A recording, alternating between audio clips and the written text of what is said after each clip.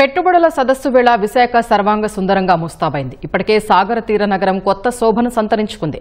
Beach రోడ్లను, ఫుట్పాత్లను సరికొత్తగా తీర్చిదిద్దారు. రాత్రివేళ విద్యుత్ దీపకాంతలతో విశాఖ దేదీప్యమానంగా వెలుగులీనుతోంది.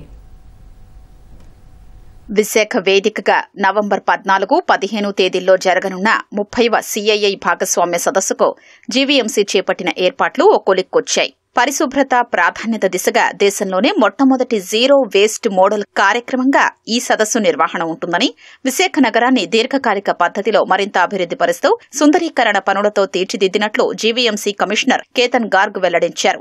ఉత్పత్తయ్యే అన్ని రకాల వ్యర్థాల్ని 100% రీసైకిల్ చేసి పునర్వినియోగం చేయనున్నామని, ప్రాంగణం సమీపంలో ఆన్ సైట్ కంపోస్ట్ యూనిట్ ఏర్పాటు చేస్తున్నామని చెప్పారు. సుందరీకరణ పనుల్ని కేవలం CII భాగస్వామ్య సదస్సు కోసం మాత్రమే కాకుండా త్వరలో విశాఖలో జరగనున్న international fleet review, Milan navy day వంటి కార్యక్రమాల కోసం చేసినట్లు వివరించారు. బీచ్ రోడ్లను, ఫుట్పాత్లను ఆకర్షణీయంగా తీర్చిదిద్దామన్నారు.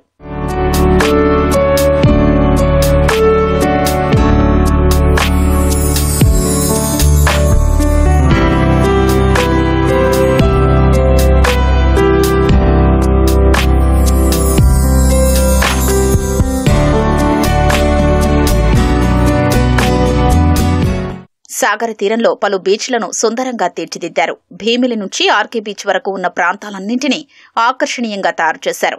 దేశ విదేశీ ప్రతినిధులు ఈ బీచ్ల సందర్శనకొచ్చే సమయంలో ఎలాంటి ఇబ్బంది లేకుండా ఏర్పాట్లు చేశారు. ప్రత్యేకంగా లైఫ్ గార్డ్స్ ను ఏర్పాటు చేశారు. ఇప్పటికే బ్లూ ఫ్లాగ్ బీచ్ గా గుర్తింపు పొందిన ఋషికొండ బీచ్ ను ప్రత్యేక ఆకర్షణలతో తీర్చిదిద్దారు. ఐటీ హిల్స్ కి దగ్గరగా ఉన్న సూచికగా ఇసుక శిల్పాల్ని గూగుల్తో తీర్చిదిద్దుతున్నారు. భీమిలి ఎమ్మెల్యే గంటా శ్రీనివాసరావు ఈ బీచ్ లో జరుగుతున్న పనుల్ని పరిశీలించారు. నగరంలోని ప్రధాన మార్గాలన్నీ విద్యుత్ దీప కాంతులతో కొత్తదనాన్ని సంతరించుకున్నాయి. కూడళ్లలో ప్రత్యేకంగా ఏర్పాటు చేసిన ఆకర్షణీయ ఫౌంటైన్లు, ఇతర అలంకరణ వస్తువులు కనువిందు చేస్తున్నాయి. విద్యుత్ దీపాలతో బీచ్ రోడ్డంతా మెరుస్తోంది.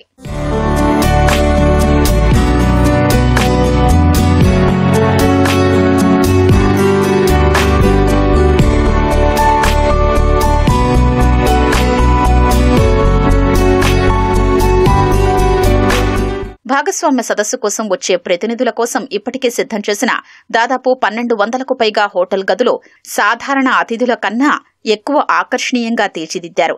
విదేశీ అతిథులు ప్రత్యేకంగా బస చేసేందుకు వారికి ఏర్పాట్లు చేశారు.